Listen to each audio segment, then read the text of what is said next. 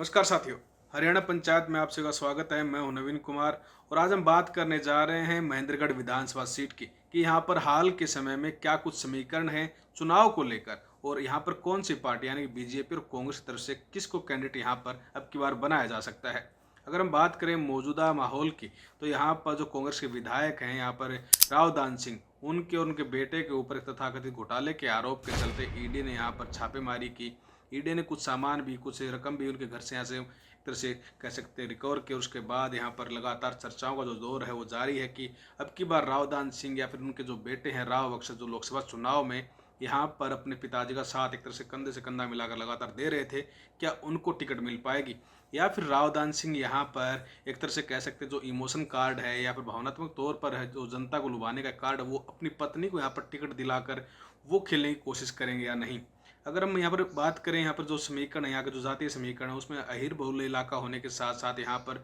जो अन्य ओबीसी समाज है उसकी भी यहाँ पर भरमार है। और यहाँ पर जो 2014 और 2019 के चुनाव हुए, यहाँ पर 2014 में हरियाणा के पूर्व शिक्षा मंत्री यानी कि रामविलास शर्मा जी यहाँ पर विधायक थे और हरियाणा सरकार में वो शिक्षा मंत्री भी चुने गए। उसके बाद यहाँ पर 2019 के चुनाव में यहाँ पर रामविलास शर्मा जी को हार का सामना करना पड़ा और राव दान सिंह यहाँ पर अच्छे खासे वोटों से जीत गए। उसके बाद कांग्रेस को लगातार इस सीट पर मुनाफा होने की उम्मीद थी, लेकिन लोकसभा चुनाव में जैसे ही चौधरी धर्मवीर सिंह यहाँ पर बीजेपी के प्रत्याशी बने तो यहाँ पर राव इंद्रजीत का कहा जाता है कि इस बेल्ट पर होल्ड है। उन्होंने अपने राजनीतिक समीकरणों को स्टिक बैठाते हुए यहाँ पर धर्मवीर सिंह को महेंद्रगढ़ की जो विधानसभा सीट थी यहाँ पर भी उनको अच्छे खासे वोट दिलवाए, जिसकी वजह से यहाँ पर राव दान सिंह इस साइड की 3 से 4 विधानसभा सीटों पर आगे चलने के बाद अपने ही इलाके में पिछड़ गए और उसके बाद से उनके राजनीतिक जो भविष्य है उसको लेकर एक संशय बरकरार है कि अब जो ईडी की जो उन पर कार्रवाई होगी, उनके बेटे का आदर्श घोटाले में जो नाम आया है उसके बाद उनकी रणनीति क्या कुछ रहने वाली है। अगर हम यहाँ पर कांग्रेस की तरफ से टिकटों की बात करें तो कांग्रेस किसको टिकट दे सकती है, इसमें सबसे पहला नाम रावदान सिंह का आता है।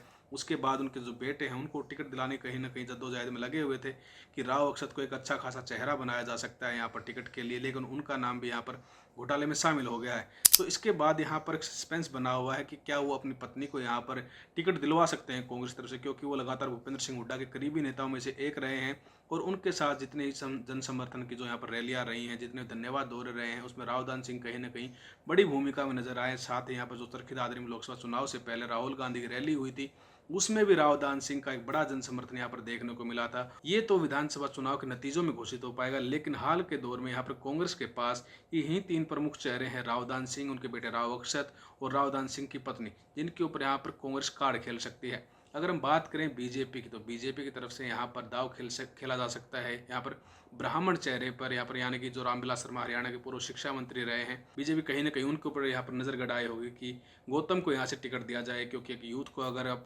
उतारते हैं राजनीति में तो कहीं ना कहीं से आप एक लंबी राजनीति पारी की शुरुआत भी वहाँ से कर सकते हैं। अगर यहाँ पर बीजेपी कहीं ना कहीं अगर अहिरवाल का क्षेत्र देखते हो, अगर नया कार्ड खेलती है अहिरवाल का, तो यहाँ पर जो देवेंद्र हैं उनके ऊपर वो चाहे यहाँ पर एक तरह से दाव खेल सकती है। साथ ही साथ यहाँ पर जो कंवर सिंह यादव हैं उनको भी यहाँ पर टिकट का दावेदार बीजेपी बना सकती है। लेकिन हाल के जो मौजूदा समीकरण हैं उसमें यहाँ पर बीजेपी और कांग्रेस के बीच में एक तरह से हम कह सकते हैं आमने सामने की फाइट है। लेकिन यहाँ के जो आने वाले समय है, जो चुनाव से कुछ समय पहले तक यहाँ पर बीजेपी लगातार घोषणा कर रही है, यहाँ पर ओबीसी वोट बैंक को, एससी वोट बैंक को साधने की कोशिश कर रही है, तो वहीं कांग्रेस एक तरह से जो कांग्रेस की तरफ से यात्राएं निकाली जा रही है हरियाणा में हाल ही के दौर में, यहाँ पर दीपेंद्र सिंह हुड्डा यात्रा निकाल रहे, जब वो यात्रा महेंद्रगढ़ की तरफ जाएगी तो लोगों का क्या कुछ रुझान रहेगा। उसके बाद कुमारी सैलजा हरियाणा के लगभग हर शहर में रैली का आयोजन करने जा रही हैं, तो उनकी रैली का क्या कुछ यहाँ पर असर रहेगा, वो हरियाणा के इन चुनाव को एक तरह से उठाने का काम करेगा। उसके बाद कुछ नतीजे जो हैं वो साफ हो पाएंगे। लेकिन आप अपने कमेंट सेक्शन में जरूर बताएगा कि हरियाणा की महेंद्रगढ़ जो विधानसभा सीट है,